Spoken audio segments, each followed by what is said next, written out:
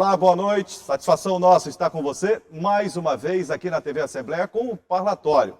Oportunidade clara, concisa, para que você conheça todos os trâmites do processo eleitoral vigente de 2020. E aqui na TV Assembleia, a cada programa, 2 entrevistados, 2 pensamentos e discussões diversas sobre os temas eleitorais. É com muita honra e satisfação que a gente recebe hoje aqui o doutor Gustavo Vilas Boas, diretor-geral do Tribunal Regional Eleitoral do Maranhão. Doutor Gustavo, sabe que é uma alegria e uma satisfação, mais uma vez, tê-lo aqui. Bom dia, Juraci, o prazer é nosso. Nós tivemos em outro quadro, sala de entrevista, o senhor do Parlatório pela primeira vez. Né? Exatamente, eu era membro ainda do TRE, exerci a atividade de membro. É bom que a cada vida é uma ascensão na carreira, né? É, tá certo. Do meu lado esquerdo, eu tenho a honra e a satisfação de apresentar o doutor Ilan Kelson de Mendonça Castro, que é, além de especialista em direito, é diretor jurídico da Federação dos Municípios do Estado do Maranhão, a FAMEM. Doutor Ilan, que satisfação tê-lo aqui para que a gente possa conhecer um pouco mais do trabalho que a FAMEM vem realizando, e principalmente num momento como esse, eleitoral, em um processo que já é dado como atípico e completamente diferente do que já se viu politicamente falando no Brasil. Verdade. Inicialmente, nós que agradecemos a honra do convite, é uma satisfação estar no programa Parlatório. É um programa de uma grande audiência, né, justamente pela qualidade, não só da apresentação, mas dos temas que aqui são trazidos, de forma que o Departamento Jurídico da FAMEM sente-se honrado em aqui estar à disposição para esclarecermos aí o que for necessário dentro desta seara da temática, desta eleição sui generis, né, nunca antes vista na história não só dos TREs, né, mas também na prática aí do dia a dia das campanhas eleitorais que nós estamos a vivenciar nas diversas cidades desse Maranhão. Saiba que a honra é toda nossa em recebê-lo. Bem, gente, o processo eleitoral de 2020, ele é completamente sui generis, como falou ainda há pouco o doutor Ilan. Mas os tribunais regionais eleitorais do Brasil, a Justiça Eleitoral e o TRE do Maranhão têm se esforçado bastante para que você, eleitor, tenha mais mecanismos na hora de votar, para que você tenha mais informações, para que você possa, além de formar juízo, você possa ter acesso mais fácil à Justiça Eleitoral. E vários aplicativos foram criados para facilitar justamente esse acesso. A repórter Márcia Carvalho vai trazer para a gente aqui, ó, na tela do Parlatório, uma reportagem especial falando sobre os inúmeros aplicativos criados pela Justiça Eleitoral para facilitar o acesso do eleitor maranhense, eleitor brasileiro, na verdade, né? Vamos ver a reportagem de Márcia Carvalho. A Justiça Eleitoral disponibiliza aos cidadãos brasileiros aplicativos de celular gratuitos que tornam ainda mais fácil a vida dos eleitores, candidatos e mesários. Os apps estão disponíveis nos sistemas Android e iOS e oferecem informações sobre o pleito com rapidez e segurança. Para as eleições 2020, podem ser baixados 5 aplicativos. Boletim na mão. O aplicativo fornece ao eleitor todo o conteúdo dos boletins de urna impressos nas sessões eleitorais após o fim da votação, utilizando o QR Code do programa. Mesário. Esse aplicativo traz informações para quem foi convocado ou é voluntário. A função principal é treinar o cidadão que vai prestar o serviço à Justiça Eleitoral no dia das eleições. A ferramenta tira dúvidas e contém soluções referentes ao trabalho do mesário. E-Título é a via digital do título. Nele estão informações sobre o local de votação e a situação eleitoral do cidadão. Com o e-título, o eleitor pode, inclusive, justificar a ausência do domicílio eleitoral e evitar pendências com a Justiça. Pardal. Este aplicativo foi criado para incentivar os eleitores a fiscalizar eleições e denunciar irregularidades, como, por exemplo, propaganda irregular dos candidatos. Resultados. Com esse aplicativo, cidadãos podem conferir em tempo real o processo de totalização das eleições em todas as cidades brasileiras, voto a voto de todos os candidatos registrados no pleito. A utilização dos aplicativos da Justiça Eleitoral não é obrigatória. Aos interessados, basta baixar no celular e acompanhar tudo na palma da mão, contribuindo e ainda ficar por dentro do que acontece durante as eleições 2020. A reportagem da Márcia Carvalho, ela mostra na prática essa atipicidade que a eleição 2020 terá em todo o território nacional e o mundo inteiro convive com esse novo normal. Mas ninguém vai poder reclamar de acesso à informação, porque esses aplicativos aqui, eles dão a oportunidade do eleitor de conhecer adentro, né, como funciona, de que maneira ele pode buscar a resolução de algum problema que venha a ter, até a justificativa em relação ao seu voto, até denúncias para poder realizar. Enfim, existe um leque de informações que estão contidas nesses aplicativos, né, doutor Gustavo Villaboa? Exatamente. É a justiça eleitoral mais próxima do cidadão, notadamente em tempos como tais de pandemia, né? Foram criados vários aplicativos. Eu gosto muito de citar a questão do aplicativo dos mesários, porque os mesários têm acesso ao aplicativo, têm o treinamento no próprio aplicativo. Independentemente se o chefe de cartório está treinando o mesário de forma presencial, ele pode assistir o vídeo do treinamento a qualquer hora, a qualquer tempo. Isso facilita muito também a vida do mesário. A questão de justificar a ausência, uma novidade maravilhosa também, evita de que o eleitor vá até a sessão eleitoral. Ter um deslocamento, o deslocamento, pelo aplicativo do e-título, ele vai justificar a sua ausência através desse sistema avançadíssimo do georreferenciamento que foi instituído pelo Tribunal Superior Eleitoral. Doutor Ilan, em relação aos municípios, nós temos 217 municípios no estado do Maranhão. Aí se fala muito na dificuldade em internet, por exemplo, que se tem. Eu acho que mesmo com essa dificuldade, mas com esse leque de opções que a reportagem mostrou ainda há pouco, de aplicativos, a população vai estar mais informada nesta eleição? O senhor acredita nisso? Não tenha dúvida.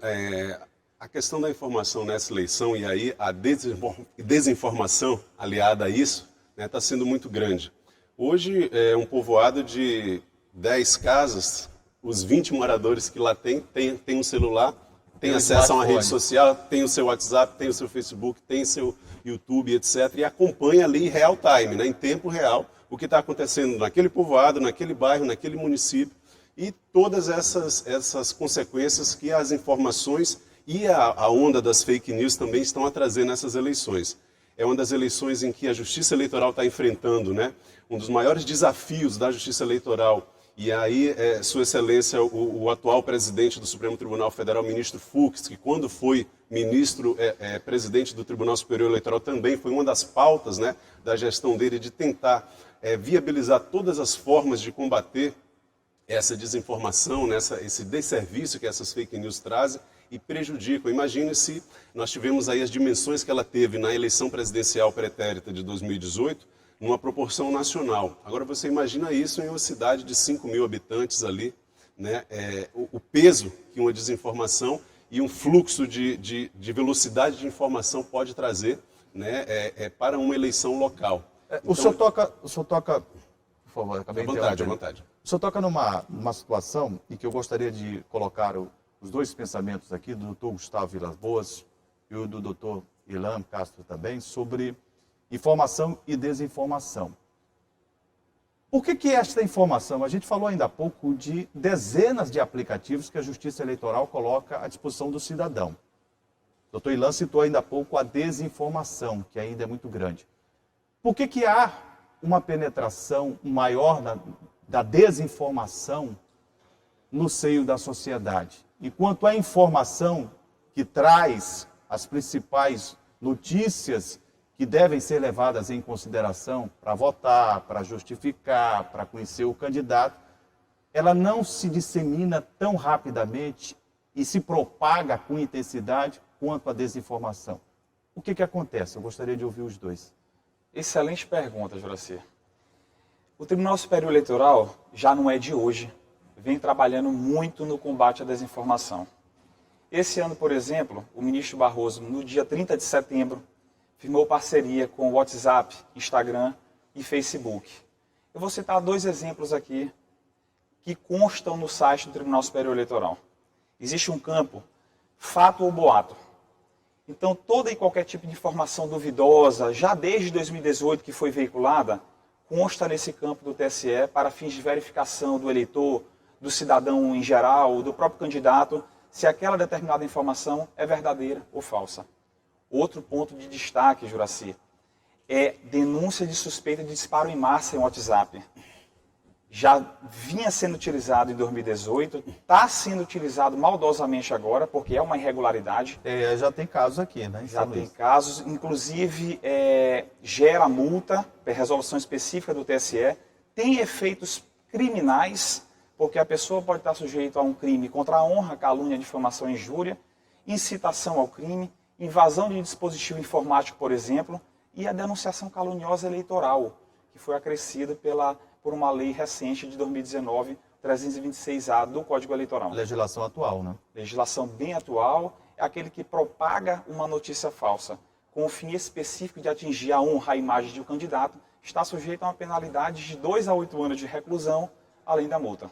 Doutor Ilan, o que o senhor pensa sobre essa situação da desinformação, ela correr como um carro de Fórmula 1? E a informação, ela anda a passo de Infelizmente, o que é notícia ruim, né, aí no clássico, na imprensa mesmo, ela gera mais audiência. E daí essas fake news, essas desinformações, essas desconstruções de carreiras, aí até mesmo ataques pessoais, né, a familiares, etc., é um campo muito fértil nesse período que estamos a observar. Mas se o senhor me permitir, o senhor falou da imprensa, eu tenho, eu tenho algo para lhe falar, o seguinte, o senhor tem razão, é claro que em todo segmento há os bons e os maus, e a imprensa não seria diferente, mas essa disseminação é maior nas redes sociais. Não, perfeito. O que eu fiz o link em relação à imprensa, no sentido de que se você pega um periódico, um jornal de 1 hora, infelizmente, o que vai dar mais audiência, que você vai ver no site, que vão querer assistir o vídeo, são das notícias ruins, as policiais, as que tiveram alguma coisa do tipo, que vão estar lá no topo. As que têm uma instrução do TSE, as que têm uma informativa, as que têm outra, vão estar lá embaixo na questão da audiência. Isso infelizmente, né? Né? Infelizmente, é uma realidade que a gente está a enfrentar. E essa questão não está muito longe, né? Não está muito longe da gente. Semana passada, nós tivemos aqui em São Luís problemas com coligações locais à eleição majoritária, justamente vítimas de fake news, de disparos de massa no WhatsApp. E era até interessante, pela dinâmica como foi feito, uma coisa até amadora, porque as pessoas que faziam os disparos eram o mesmo número que disparava uma mensagem contra você, mas te elogiava na mesma sequência. E né? acaba sendo fácil de identificação. Na mesma né? sequência. Então, assim, era uma coisa até meio amadora, mas existe uma gama de profissionais, como o doutor Gustavo falou, hoje as empresas, elas vendem esse serviço. Você entrar no Google, disparo em massa, vai aparecer N empresas, um serviço legalizado, normal. Entretanto, como nas eleições de 2018 não havia vedação, e aí perdeu-se o controle, agora o próprio WhatsApp, no final do ano passado, peticionou o TSE, e aí quando eles estavam finalizando a resolução de propaganda, foi incluído um trecho específico para a vedação do disparo em massa, tanto para o WhatsApp quanto para SMS. Que era, na época da eleição, seu celular enchia de mensagem DDD de 83, 98, até internacional. Né? E agora o próprio WhatsApp, a plataforma, se aliou ao TSE para tentar combater isso. Mas, infelizmente a gente está vendo que está tendo uma proporção aí avassaladora, né, dessa situação. Doutor Gustavo, em relação às legislações vigentes, né, as modificações, inclusive em relação ao período eleitoral de cumprimento, né, o senhor acredita que isso, de certa forma, vai inibir essa ação? Porque nós temos casos, mas a campanha segue.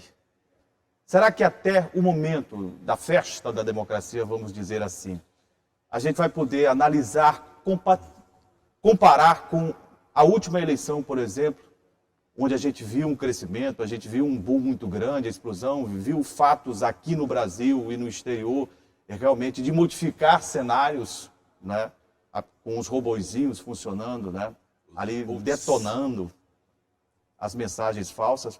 Você acha que isso, de certa forma, vai inibir? Nós vamos ter um número menor ou não? Eu vou responder a tua pergunta complementando aqui a resposta do Dr. Ilan. O que acontece? Essa questão do disparo em massa do WhatsApp, por exemplo. Certo. Veja o que ocasionou essa parceria do TSE com o WhatsApp. Lá no próprio site do Tribunal Superior Eleitoral, o cidadão, qualquer cidadão pode fazer isso. Ele identificando uma suspeita de uma conta que está fazendo disparo em massa, ele se identifica, relata o ocorrido e aponta e declina essa conta do WhatsApp. Então o WhatsApp pode, através até de sua política, de seu regramento específico do WhatsApp, ele pode banir essa conta aqui que foi considerada suspeita. A resolução do TSE fala ainda, Juraci, de uma penalidade de multa de 5 a 30 mil reais ou o valor equivalente ao dobro do valor gasto pela contratação desse serviço. Olha só. Então, assim, a pessoa, o cidadão não pode, é um dispositivo legal, não pode alegar desconhecimento da lei, né? E a gente está aqui também para isso, para divulgar o que a legislação está disciplinando sobre a matéria. Tá certo. Eu vou fazer um rápido intervalo. Em seguida, nós vamos falar da experiência do Tribunal Regional Eleitoral dentro deste novo normal sobre a eleição simulada em Lima Campos, onde o senhor teve a oportunidade de participar. E também vou conversar com o doutor Ilan sobre os municípios do estado do Maranhão, como é que estão se preparando para esse período mais efervescente da eleição 2020, a partir do dia 15 de novembro, no interior do estado em primeiro turno, e São Luís, a gente não sabe se teremos segundo turno ou não, vai depender muito do eleitor e das tendências e novos cenários que se apresentarão. Eu faço um rápido intervalo e volto já com o parlatório aqui na TV Assembleia. Eu volto já.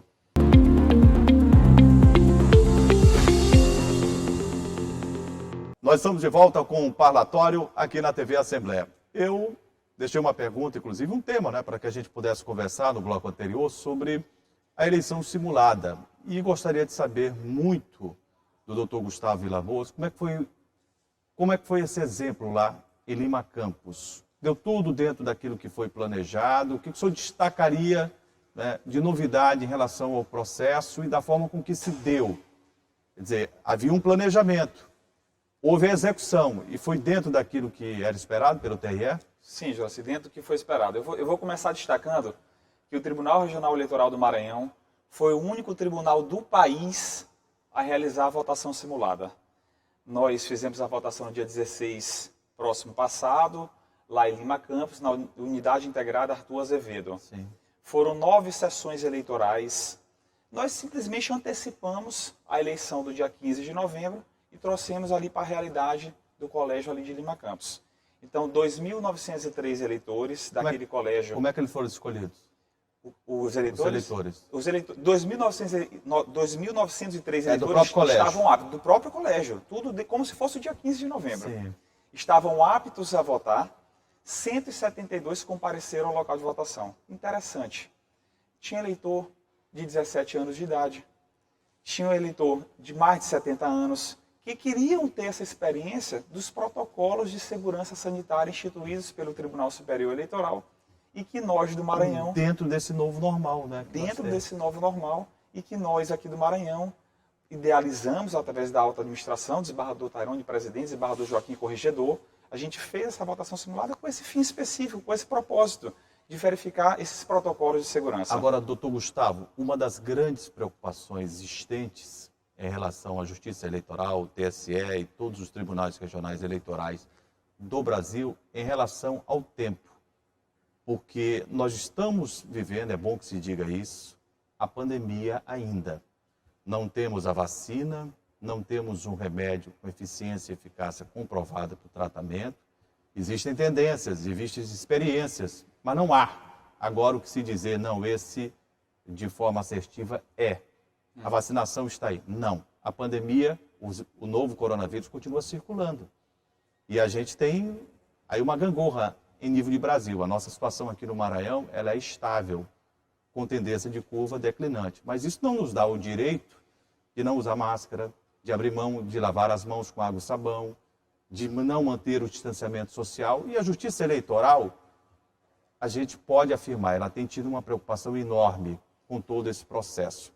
Eu pergunto, o tempo que foi utilizado foi cronometrado, eu tenho a certeza disso, por parte do TRE. A gente vai ter um tempo aceitável, eu diria assim, porque quando se trata de eleitor, a gente sabe que ao chegar ao colégio, ele cumprimenta um, ele cumprimenta outro. É da cultura do eleitor. E isso, eu diria que é quase impossível prever a forma com que ele vai chegar até a sessão eleitoral. Eu pergunto, foi dentro de uma média alcançada? Foi dentro de uma média esperada. Como você falou, Juraci, a gente tem o protocolo de segurança sanitária dentro da sessão eleitoral. Protocolo instituído pelo próprio Tribunal Superior Eleitoral. Então, mais um motivo, esse foi o motivo primordial da votação simulada desse ano. A gente queria ter essa real noção desse tempo médio que o eleitor iria votar, que foi de 2 minutos e 50 segundos. Foi um tempo médio. Teve gente que demorou 2 minutos, teve gente que demorou um pouco mais de 3, mas o tempo médio foi de 2 minutos e 50 segundos dentro do protocolo sanitário, dentro da sessão eleitoral propriamente dita. Para a Justiça Eleitoral, está dentro dos parâmetros de aceitabilidade. Está dentro de um padrão de aceitabilidade, está dentro de uma programação que nós estamos vivenciando, estamos ali planejando para o dia da eleição. Você acredita que vai ser assim nos demais municípios? Ou, em relação à biometria, o senhor acha que nós poderíamos usar a biometria e este ano não teremos nas eleições, doutor Ilan? Essa temática da biometria causou muita preocupação ao presidente Eric, né, e ao ex-presidente Erlânio também, quando essa decisão saiu do Tribunal Superior Eleitoral, em especial pela questão da segurança. Né, da segurança em relação eleitoral. à segurança eleitoral em relação à inibição de fraudes. Tipo, a mais clássica, eu faço uma fraude com o teu documento, coloco a minha foto, vou lá e voto. Quando eu chego à tarde para votar, como assim? Alguém já votou por mim. Com a biometria, isso é impossível. Né? É dar uma segurança para os partidos, para as coligações, para os candidatos, em especial naqueles rincões menores em que a fiscalização é um pouco fragilizada. Né?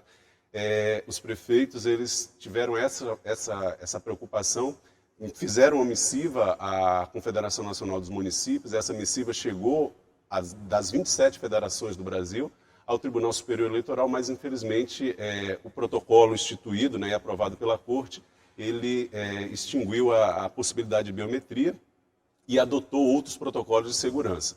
O que para os dirigentes das entidades municipalistas ficou um pouco contraditório, porque você não vai poder colocar o dedo na urna na biometria, mas você vai digitar com o mesmo dedo, o outro dedo, na urna. Você vai ter que assinar, pegar numa caneta para assinar a sua presença. Mas quando da biometria ela é eletrônica. O ideal, daí uma das campanhas, né, maciça que o TSE está fazendo, estimular ao eleitor levar a sua caneta de casa como uma forma de blindagem pessoal. Né? E aí é uma atitude louvável. E louvável também essa eleição simulada que o TRE Maranhão fez através aí da equipe da diretoria geral e de suas excelências, os presidentes Tairone e José Joaquim, inédita e pioneira também nesse novo normal. Né?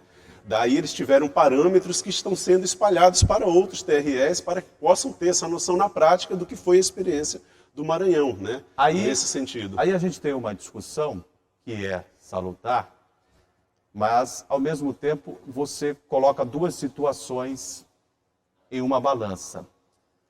A segurança eleitoral, a qual se refere com propriedade o doutor Ilan, e a segurança da integridade física deste cidadão.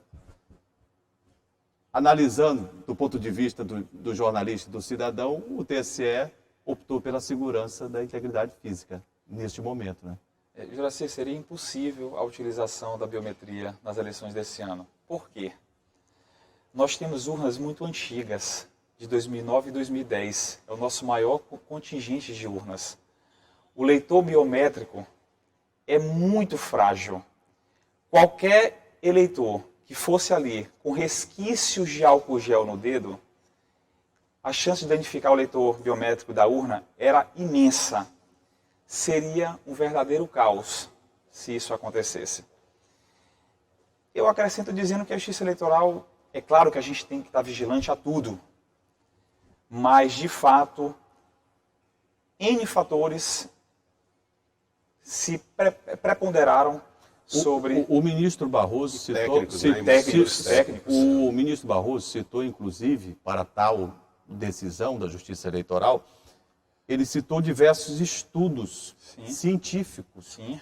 com especialistas, com profissionais da área sanitária, e ele disse, diante de tal situação que é diferente de toda a história política eleitoral democrática brasileira, a gente precisa conhecer a realidade de quem vive o momento da pandemia e de quem trata de questões da área de saúde pública.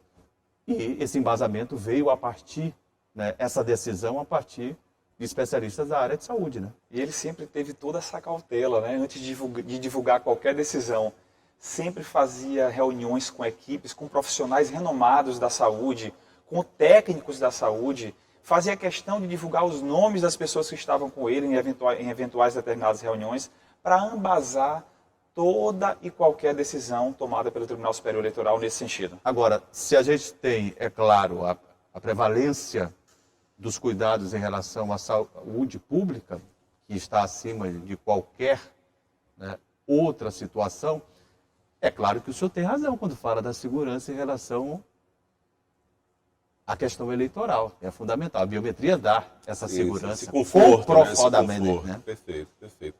É uma ferramenta inovadora e irreversível, né, doutor? Próximo pleito, com absoluta certeza, não estaremos nessa situação, e até lá eu creio que 100% dos municípios maranhenses atingirão já, né, a coleta biométrica e teremos aí uma eleição estadual bem diferenciada, né, de dinâmica, de tempo de votação, de apuração, etc., com essa nova ferramenta que é a biometria, que fornece essa segurança a todos os atores do processo eleitoral.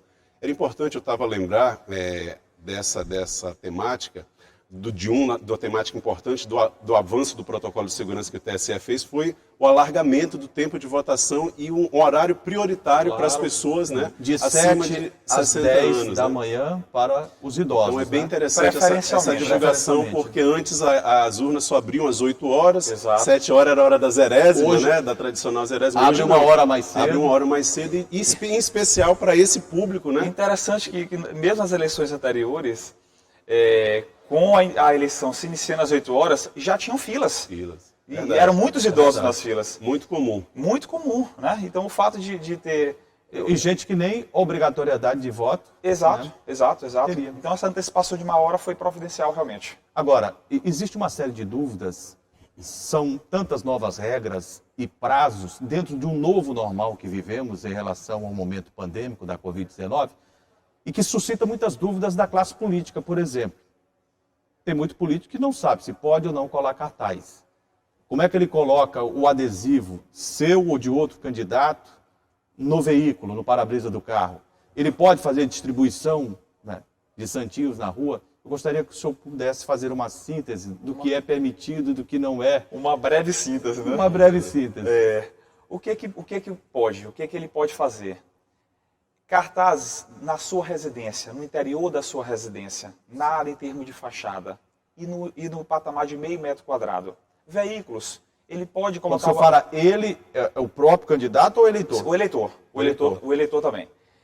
Veículo, um para-brisa ali traseiro, pode o adesivo microperfurado, aquele para-brisa traseiro que é o maior, né?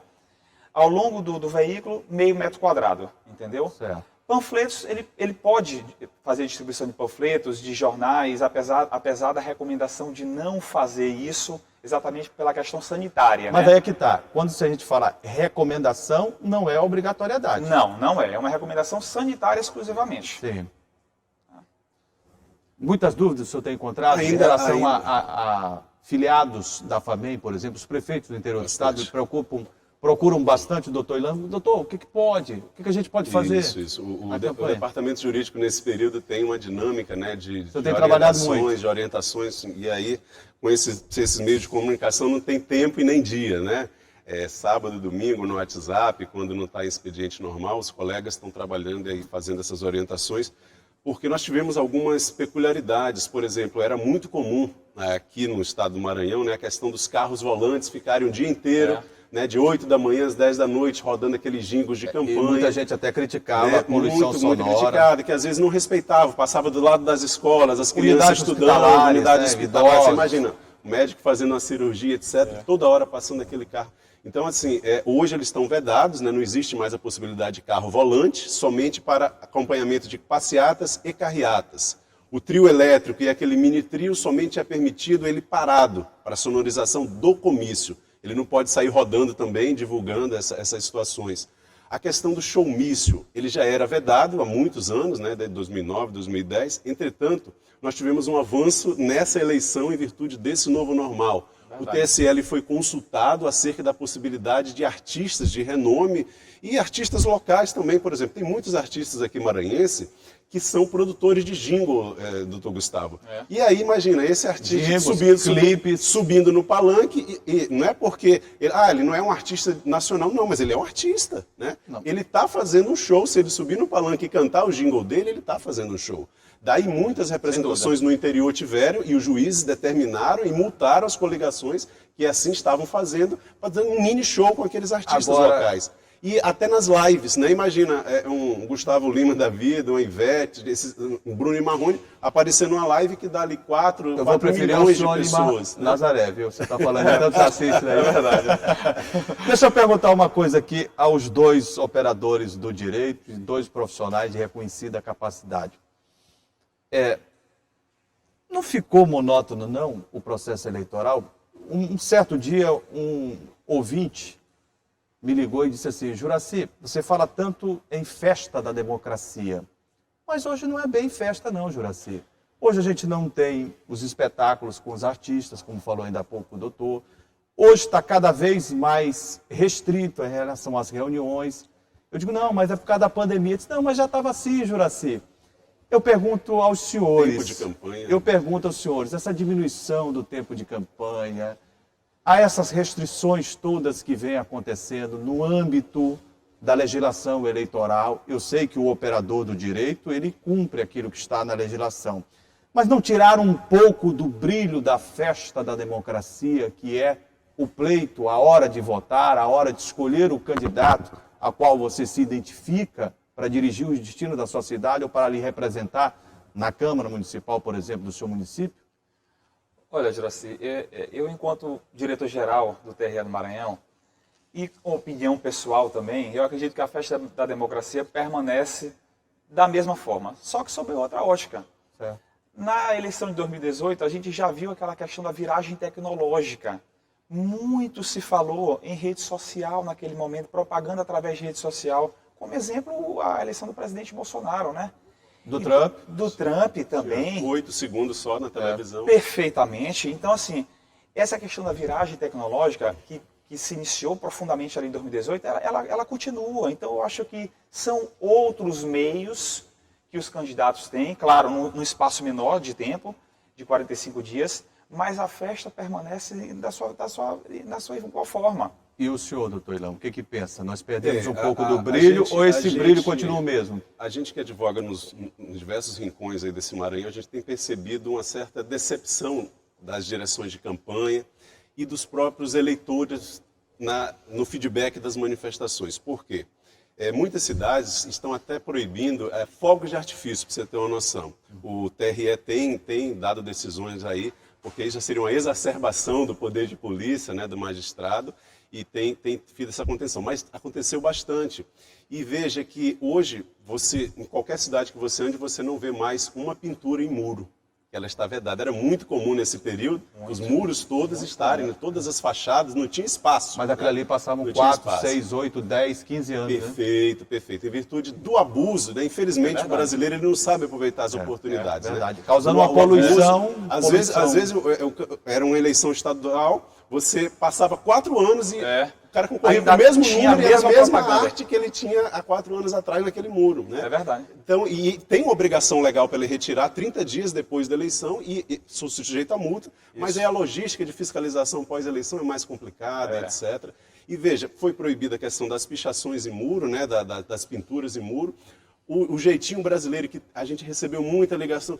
Ah, doutor, mas o adesivo que o doutor Gustavo esclareceu só pode na parte interna dos imóveis, né, na janela ali, de vidro, etc. Você não pode mais colar no portão, colar no muro, colar na fachada da sua casa. E aí muita gente quer, não, mas é a minha casa, a minha propriedade. Mas, infelizmente, houve uma mudança, né? Na eleição passada você poderia, normal e etc. Mas nessa não teve. E aí, se você fizer, tenha certeza que o primeiro a fazer, o teu adversário vai tirar uma foto, você vai ser multado por propaganda irregular e não vai ajudar o teu candidato, que seria o objetivo, né? Muita gente querendo fazer sobreposição, o carro só é permitido meio metro quadrado. Aí ele quer colocar adesivo aqui, aqui, aqui, aqui. Ou seja, existe situações de abuso. Não existe mais um envelopamento, que foi muito comum em outras eleições, o envelopamento do carro inteiro. Isso é muito foi comum, vedado. Isso aí e aí o jeitinho brasileiro esse complicado, né? Essa sobreposição dos adesivos, ele causa um efeito outdoor. Chega muitas Havia demandas. uma necessidade de um regramento, né? Havia uma necessidade, porque muitos ultrapassavam e a gente viu muita questão de abuso, né? E hoje, a facilidade hoje de nós termos acesso à eleição americana, lá é um outro patamar, no sentido de não existe essa vedação e a propaganda em outdoor, a propaganda paga em TV, que aqui é proibido, né? Você não pode pagar uma propaganda para sair num comercial teu na TV, você só tem um horário eleitoral. Os vereadores é que estão mais sofrendo, né? Não existe mais o programa eleitoral gratuito do vereador. Exatamente. É só os 10 minutos para a eleição majoritária. E isso deu um impacto muito grande nas cidades em que há transmissão, né? O vereador só tem direito à inserção de 30 ou 60 segundos. E aí muitos deles nem aparecem de jeito nenhum. Disso, por que essa discriminação, E ainda etc. tem, doutor, né? Aquela velha questão do 36A, que é a questão do pedido explícito de voto Nossa, ou não. esse foi terrível. Esse foi gera uma terrível, complicação, Uma né? complicação De muito entendimento, grande. inclusive. De entendimento, inclusive, exatamente. Com certeza. Olha, o papo está interessante, eu vou ter que fazer um intervalo agora e depois vou falar com o doutor Gustavo Vilaboas, vou falar com o doutor Ilan aqui sobre alguns assuntos também que vão predominar as lides e as discussões nesse processo eleitoral. Impugnação de candidaturas e tendo em vista os últimos relatórios e decisões proferidas, inclusive, por órgãos fiscalizadores, como o Tribunal de Contas da União, o Tribunal de Contas do Estado do Maranhão. A gente vai entender um pouco mais como funciona esse processo aqui no Parlatório. Um rápido intervalo e a gente volta na TV Assembleia com o Parlatório. Está de só.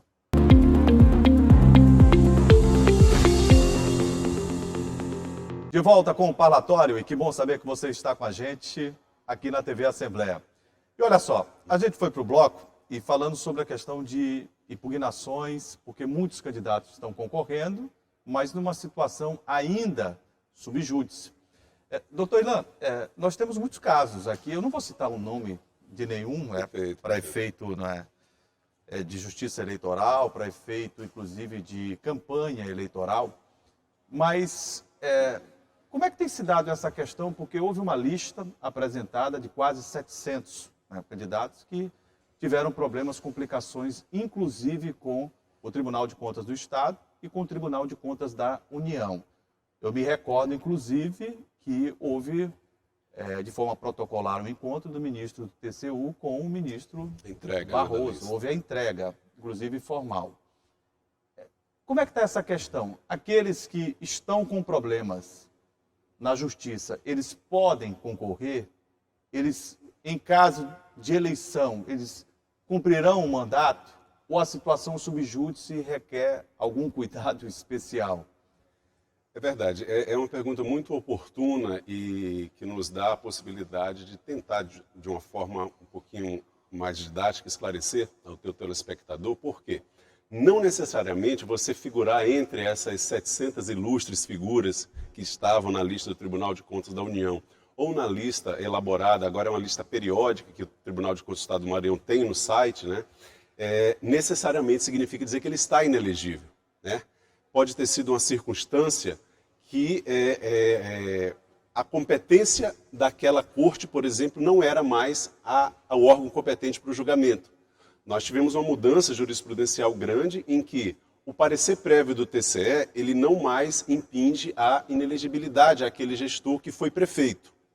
Quer dizer, que né? mesmo se ele tiver as contas reprovadas, há necessidade do Legislativo Municipal confirmar ou não aquela decisão. Numa situação de inelegibilidade, Isso. ele pode ser candidato. Ele pode ser candidato e se o Legislativo, naturalmente, enquanto o Legislativo, né, vinculado àquele município, não aprovar ou reprovar as contas, o que vai valer os 8 anos de inelegibilidade que ele terá que cumprir vai depender da decisão do Legislativo. Agora, tem casos, por exemplo, que é um presidente de Câmara, por exemplo. O Tribunal de Contas do Estado do Maranhão é o órgão competente. Houve uma decisão transitada e julgada no TCE, naturalmente ele tem 8 anos de elegibilidade. Foi um gestor de algum órgão estadual, de alguma secretaria, né? Foi um ex-secretário do Estado do Maranhão, um ex-secretário municipal, que teve prestação de conta de um fundo municipal de saúde, um fundo municipal de educação, um fundo municipal de assistência social, que eles prestam conta como ordenadores de despesa ao TCE. E se essas contas forem julgadas irregulares, aí automaticamente eles estarão inelegíveis a partir dos 8 anos de trânsito julgado. E também tem uma questão, né, doutor Gustavo, que é muito comum, né, nessa dinâmica agora que estão chegando aí os recursos no Tribunal Regional Eleitoral, que é a questão da análise das irregularidades, se são irregularidades insanáveis, se houve dolo do gestor, perfeito, se foram situações, causou dano ao erário. Às vezes é uma condenação de improbidade administrativa por uma falha formal, uma ilegalidade, ele foi condenado pelo artigo 11, por exemplo, da Lei de Improbidade, que foi princípios. Ele não estaria inelegível. Mas para a população, quando o jornalista joga ali no seu blog, houve uma condenação, fulano de tal foi condenado por improbidade, pronto, ali já, né? Ele já está condenado para o resto da vida. Mas quando você vai ver... Já gera uma mácula, quando você vê a sentença do juiz de base já indeferindo, né, deferindo o resíduo, mas como assim? Ele está condenado em improbidade, mas não foi uma condenação que causou dano ao erário, que houve dolo por parte dele, foi uma falha, às vezes, contábil, uma situação pequena e que a elegibilidade, não tira a elegibilidade dele. Ou seja, não é pelo fato de você ter uma condenação contra si por improbidade administrativa, necessariamente você vai estar inelegível. Há a questão da análise que é feita pelos juízes, nessa eleição, inicialmente pelos juízes eleitorais, e em grau de recurso pelo Tribunal Regional Eleitoral, que vai começar agora uma demanda grande aí, já que começaram as sentenças a saírem a partir da semana pretérita, e aí agora vai ter um volume muito maior, né, no tribunal acerca disso. Por isso mesmo, eu coloco na discussão aqui o doutor Gustavo Vilas Boas sobre deferimento, né? Como é que funciona, né, esse trâmite na Justiça Eleitoral do deferimento de candidaturas, até mesmo aquelas, como citou ainda há pouco o doutor Ilan, que estão num processo subjúdice, ou seja, eles estão tramitando em julgamento na Justiça Eleitoral. O doutor Ilan foi muito feliz, né, nas suas colocações. Aquela velha máxima do cada caso é um caso é ainda mais vigorante em termos de registro de candidatura. São várias e várias situações que necessariamente não vão causar inelegibilidade do candidato. O ato de improbidade, uma condenação por improbidade em órgão colegiado, por exemplo, não necessariamente vai causar inelegibilidade de determinada pessoa. Tem que verificar os requisitos, se foi ato doloso, se teve dano horário e se consta no acórdão, especificamente de forma expressa, esses requisitos que gerariam a inelegibilidade de determinada pessoa, de determinado candidato. Então, o Ministério Público vai analisar, vai emitir seu parecer sobre determinado caso com o que existe juntado nos autos do processo de registro de candidatura. E a Justiça, obviamente, vai emitir sua decisão de deferimento ou indeferimento do registro. Mulher no processo eleitoral, qual é a opinião dos dois? Muito se vê, você pega a lista de filiados de um partido, você vê lá inúmeras mulheres. Quantas participam efetivamente do partido? Quantas efetivamente foram eleitas? Quantas efetivamente estão participando da política? A gente vai ver que nós ainda vivemos num país onde majoritariamente os homens estão na política, enquanto as mulheres que querem buscar o seu espaço e alçar voo são usadas. Eu gostaria de saber a opinião dos dois. Porque nós temos, você analisa de forma macro, quem mais vota são as mulheres. A população, a população. Majoritária hoje, feminina. as empresas, quem mais assume cargos de executivos são as mulheres. E quanto elas ganham? Menos, inclusive, do que os homens. É um dos grandes avanços aí que a própria Justiça Eleitoral, o Congresso Nacional, né, um tema de pauta do Congresso e que foi objeto de importantes alterações legislativas aí no ano passado, né, antes das eleições nós tivemos 3 legislações e dentre elas as que alteraram a lei dos partidos políticos e a 9.504 foi justamente, e agora tivemos uma recente, um julgamento do Supremo, determinando inclusive, não especificamente para as mulheres, mas a questão dos negros, mas vai influenciar também nas mulheres negras, né? Porque ela já tem é a questão que eu ia dizer a você dos 30% de financiamento obrigatório. E esse financiamento também tem causado muitas dúvidas, porque na eleição pretérita não era assim, né? E aí havia uma flexibilidade e aquela coisa pro forma que resultou no famoso caso da cidade lá de Valença, do Piauí, em que as candidaturas femininas terem sido só pro forma, terem sido maquiados os financiamentos que lá entraram, foi derrubado o DRAP da coligação e caiu todo mundo. Não só as mulheres, mas caiu os candidatos majoritários proporcionais que tinham sido eleitos ali, derrubou o DRAP inteiro da coligação. E o que acontece? Hoje entrou R$100 mil para aquele partido. 30 mil obrigatoriamente tem que ser para financiamento exclusivo de candidatura feminina. Não tem mais aquela de você, mas eu fiz uma compra genérica e etc. Não, específica ali para o financiamento. E isso tanto do Fundo de Financiamento Especial Eleitoral, FEC, quanto do Fundo Partidário, todos eles têm esse parâmetro. Então, a legislação está procurando uma forma, e aí os movimentos feministas, etc., né? Nós temos a ABRADEPER, Associação Brasileira de Direito Política, ela tem a doutora Marilda, que foi ex-assessora do Tribunal Superior Eleitoral, tem um vanguardismo nessa área, e eles conseguiram essas alterações legislativas que vão dar uma segurança maior às mulheres e também tentar a participação, né? Tentar inibir essa questão de usar, né, das laranjas, porque hoje abriram as urnas lá, uma vereadora teve um voto, só teve o voto dela e do marido, tenha certeza que o Ministério Público imediatamente vai acionar, de laranja podre, viu? Vai acionar para tentar essa situação, porque não vai ser mais admitido essas situações. Eu gosto muito de laranja, mas laranja podre não dá. Não à toa, viu, Juraci Filho? Já no laranja fruta, para deixar bem claro.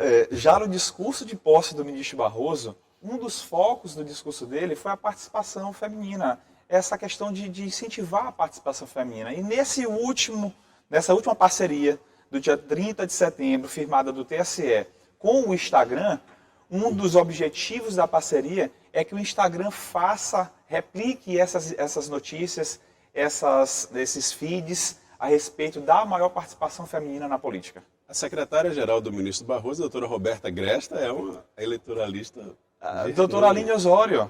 Doutora Aline Osório. Uma sumidade na área da propaganda eleitoral. E o melhor é que nós temos expoentes, os senhores citaram algumas aqui, mas existem várias expoentes do sexo feminino que deveriam estar ocupando, né, lugares de destaque, não só na política partidária enquanto congressistas, enquanto legisladoras estaduais, municipais, poder executivo, sem dúvida, mas como ministras, como secretárias. Então, o papel da mulher na sociedade em que nós vemos hoje, ela se torna fundamental por vários aspectos, sensibilidade, pelo fato da maternidade, pelo olhar e pela generosidade. Claro. A gente precisa de uma sociedade, eu não sei se os dois concordam, que tenha mais educação, generosidade, respeito, tolerância.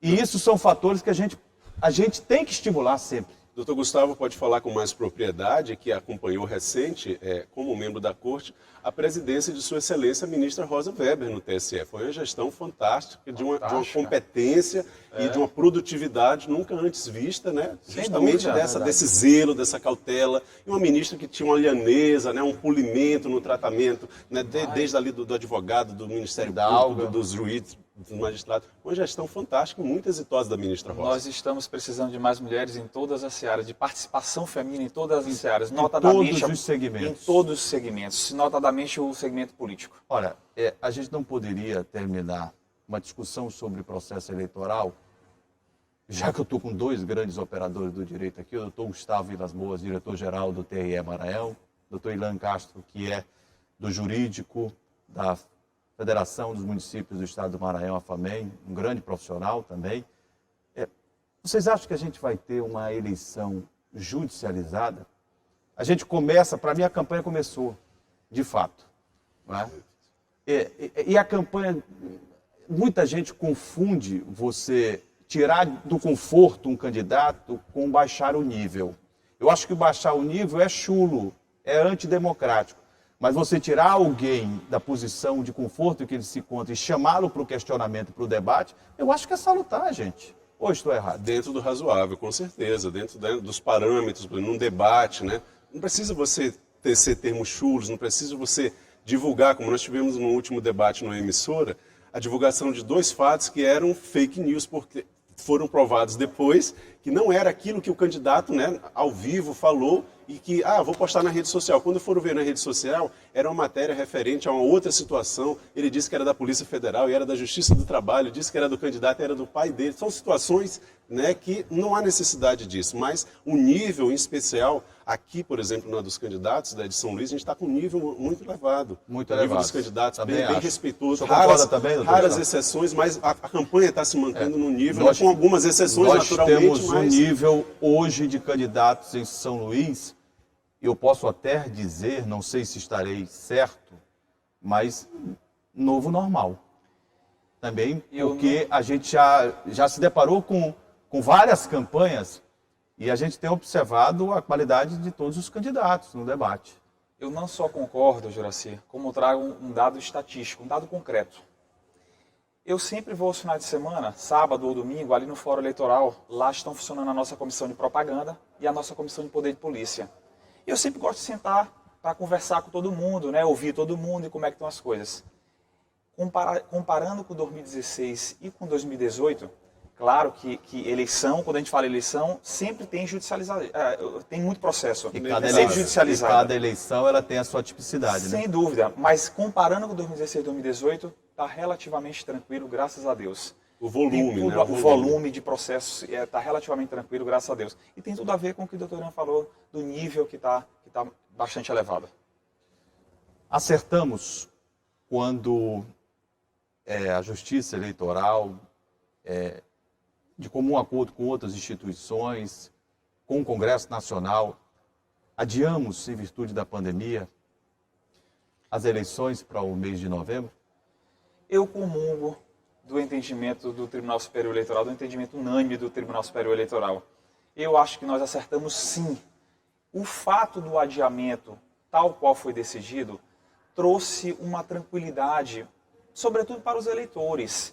Esse tempo a mais, esse tempo de preparação, esse tempo de concretizar o chamamento público do TSE, para nós conseguirmos 52 toneladas de EPIs para o Estado do Maranhão. Estou citando o nosso exemplo. Certo. Então, tudo isso foi fundamental para trazer tranquilidade para todos e concretizar da forma mais tranquila possível a eleição do dia 15 de novembro. O senhor concorda ou diverge? Esse tema despertou nas entidades municipalistas aí uma divergência muito grande, porque houve quem defendesse a prorrogação dos mandatos, pelo menos até que se consolidasse aí uma vacina e pudesse fazer uma eleição nos moldes normais, e houveram aqueles que não, que queriam que fosse realizado até o mês de dezembro, né, e acharam prudente essa data de 15 de novembro, e que estamos aí a acompanhar. Talvez tenha sido a decisão mais prudente mesmo da Justiça Eleitoral, dos especialistas, em ter tido essa prorrogação aí através da Emenda Constitucional 107, que legalizou, né, e legitimou essa situação. É que é todo um cenário, né, que traz uma tranquilidade para os eleitores. E que é favorável. Dos atores, é favorável dentro desse novo normal. Exatamente. Eu conversei aqui no parlatório da TV Assembleia, com a sua participação, é lógico, com o doutor Gustavo Vilas Boas, diretor-geral do TRE, com o doutor Ilan. Doutor Gustavo, foi uma satisfação imensa, primeiro recebê-lo aqui mais uma vez, e desta vez no parlatório, para que a gente pudesse levar à sociedade informações, discussões inerentes ao processo eleitoral vigente de 2020. Juraci Filho, a satisfação foi exclusivamente minha e eu me coloco à disposição para eventuais e futuros encontros. Doutor Ilan Castro, muito obrigado por ter vindo aqui, obrigado pela qualidade, inclusive, do debate, da discussão, do diálogo, e espero ter em outras oportunidades também o senhor aqui. Perfeito. Em nome do Departamento Jurídico da FAMEM, a gente que agradece a honra do convite e está ladeado pelo doutor Gustavo, que é um ex-juiz, né, do Tribunal Regional Eleitoral, e está exercendo com maestria aí essa gestão administrativa agora, né, à frente da diretoria geral. Gentileza sua. E nos honra muito estarmos aqui debatendo esses temas de altíssimo nível, né, do direito eleitoral, das eleições de 2020, desse novo normal.